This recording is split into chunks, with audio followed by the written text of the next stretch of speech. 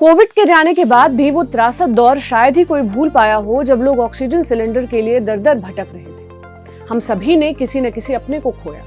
उस दौर में डॉक्टर्स से लेकर आम व्यक्ति तक सब यही सोच रहे थे कि काश हमारी मेडिकल सुविधाएं थोड़ी बेहतर होती। मगर एक स्टार्टअप है जिसने कोविड के पहले ही इस समस्या को भांप लिया था और एक ऐसे प्रोडक्ट पर काम करना शुरू कर दिया था जो अस्पतालों को कम खर्चे में बेहतर वेंटिलेटर प्रोवाइड कर सके।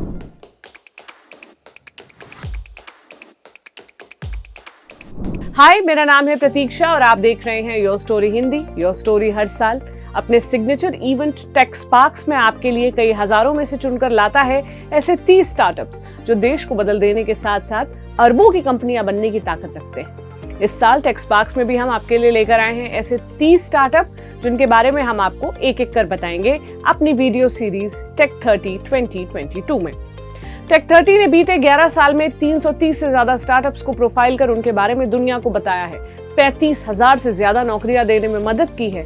$300 करोड़ से भी ज्यादा की फंडिंग इसकी मदद से आई है और 675 से भी ज्यादा युवा फाउंडर्स को हमने कुछ कर दिखाने की ताकत दी है। टेक 30 का हिस्सा रहे 5 ऐसे स्टार्टअप्स हैं जो यूनिकॉर्न बन चुके हैं, यानी उनका वैल्यूएशन $100 करोड़ से ज्यादा है और ये सिलसिला अभी रुका नहीं है। इस सीरीज में हम आपको मिलवा रहे हैं ऐसे 30 स्टार्टअप से जो एंटरप्रेन्योरशिप की नई परिभाषा लिखने को तैयार हैं। इस कड़ी में आज स्टार्टअप है एरोबायोसिस। एरोबायोसिस की शुरुआत 2019 में राजेश यादव और सिरिल एंटनी ने की थी। राजेश और Cyril centre for healthcare entrepreneurship के बायो डिजाइन इनोवेशन प्रोग्राम में मिले थे। राजेश IISc बेंगलुरु और IIT बॉम्बे के पढ़े हुए हैं, जबकि सिरिल ने अपनी पढ़ाई बिट्स पिलानी से की है। स्टार्टअप IIT हैदराबाद के इंक्यूबेशन सेंटर से शुरू हुआ था। एरोबायोसिस इंटरनेट के इस्तेमाल से शहरी और ग्रामीण सुविधाओं के बीच का भेद मिटाने की ओर काम कर रहा है। इसमें अलग अलग मोड और सेटिंग शामिल हैं, जिससे वयस्क और बच्चों दोनों को वेंटिलेशन की सुविधा मिल सकेगी।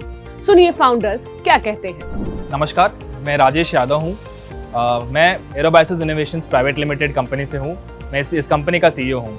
हमारी कहानी अगर आपको बताना चाहता हूँ कि हम क्या करते हैं, तो 3 साल पहले हम दोनों को-फाउंडर्स IIT हैदराबाद के एक बायो डिज़ाइन फेलोशिप प्रोग्राम से हैं। तो हमें एक हॉस्पिटल सेटअप में फेंका गया था जहाँ पे हमें उस प्रॉब्लम को ग्रास रूट लेवल से समझना था। हमने एक 4 साल का एक बच्चे को देखा था जो बहुत ही सीवियर कंडीशन से हॉस्पिटल ले आया था। एंड उस पेशेंट को जब हम देखा तो हमें मालूम पड़ा कि उसे निमोनिया हो गया था। एंड देन उस लोकेशन पे अगर आपने कोई वेंटिलेटर का रिक्वायरमेंट जो देखा होगा तो उसका चार्ज होता है 15,000 एक दिन का।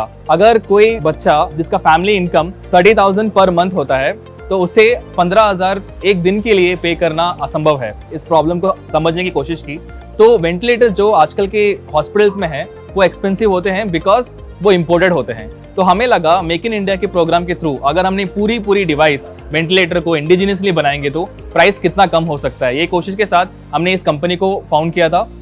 2019 में हमने अभी एक डिवाइस बनाया है जीवन लाइट वेंटिलेटर जो 4 लाख रुपए का है as compare to the competitors जो इस फील्ड में ऑलरेडी एग्जिस्टिंग है। और ये इंटरनेशनल ब्रांड्स जो होते हैं उनका प्राइस होता है 15 लाख से लेके 25 लाख। उससे अगर कंपेयर करेंगे तो हमने एक 1/3 प्राइस कम कर दिया है।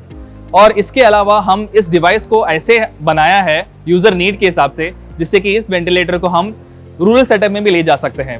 The reasons being battery backup है, उसमें IoT फीचर है, तो उस डिवाइस को हम किसी भी क्लिनिशियन को कनेक्ट कर सकते हैं एंड उसको रिमोट मॉनिटरिंग मिलता है। जैसे कि उस पेशेंट का क्या कंडीशन है at any point of time they can just use their smartphone. उस स्मार्टफोन से उन्हें क्लियरली पता चलेगा उस पेशेंट का कंडीशन कितना डिटोरिएट हो गया है या उनका बेटर हो गया है, वो हम क्लियरली देख सकते हैं।